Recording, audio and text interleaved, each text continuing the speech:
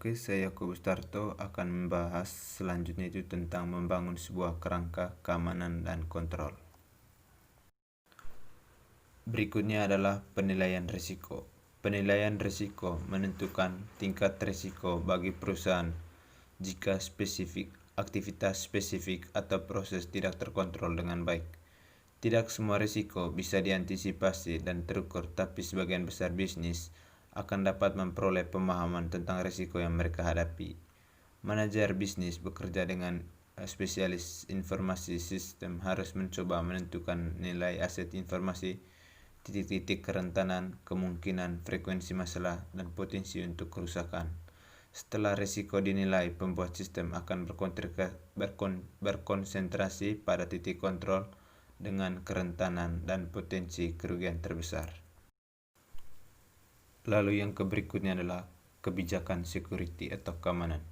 Setelah Anda mengidentifikasi risiko utama pada sistem Anda, perusahaan Anda akan membutuhkannya untuk mengembangkan kebijakan keamanan untuk melindungi aset perusahaan. Keamanan kebijakan terdiri dari pernyataan peringkat risiko informasi, mengidentifikasi dapat diterima tujuan keamanan, dan mengidentifikasi mekanisme untuk mencapai tujuan tersebut.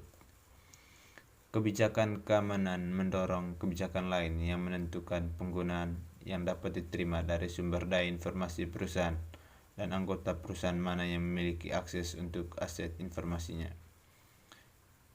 AUP atau Unacceptable Use Policy mendefinisikan diterima penggunaan sumber daya informasi perusahaan dan peralatan komputasi termasuk komputer desktop dan laptop, perangkat nirkabel, telepon, dan internet.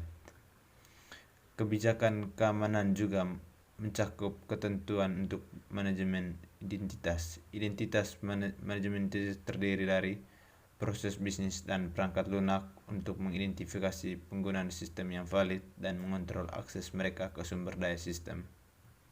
Itu mencakup kebijakan untuk mengidentifikasi dan memberi otorisasi berbagai kategori sistem pengguna, menentukan sistem atau bagian sistem apa yang diizinkan oleh setiap pengguna untuk mengakses, serta proses dan teknologi untuk mengautentikasi pengguna dan melindungi identitas mereka. Yang berikutnya adalah perencanaan pemulihan bencana dan perencanaan kontinuitas bisnis atau kesinambungan bisnis. Jika Anda menjalankan bisnis, Anda perlu mengantisipasi berbagai peristiwa seperti pemadaman listrik, banjir, gempa bumi, atau serangan teroris yang akan mencegah sistem informasi Anda dan bisnis Anda dari pengoperasian.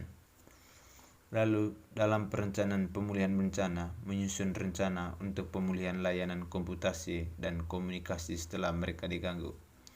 Fokus utama rencana pemulihan bencana masalah teknis yang terlibat dalam menjaga dan menjalankan sistem seperti file mana yang akan dicadangkan dan pemeliharaan sistem komputer cadangan atau layanan pemulihan bencana.